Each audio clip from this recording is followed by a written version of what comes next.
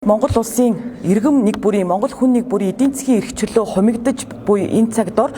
улсын хурал дахь ардчилсан намын бүлгээс эдийн засгийн эрх чөлөөний тухай хуулийг санаачилсан. Эдийн засгийн эрх чөлөөний тухай хуулинд ямар тодорхой зарчмууд туссан бэ гэхлээр цаашид эдийн засгийн харилцаанд төрийн оролцох хязгаарлалтыг оролцох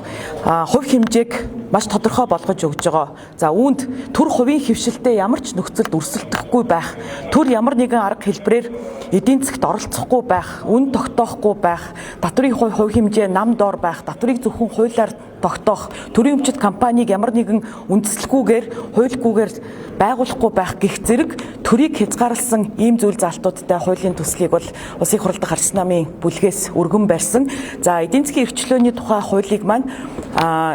засгийн газраас өргөн барьсан бизнесийн эрх чөлөөний тухай хуультай нэгтгэн хэлэлцүүлээд өнөөдөр улсын хурлын нэгдсэн чуулганаар эцсийн хэлэлцүүлгийг явуулах гэж байна.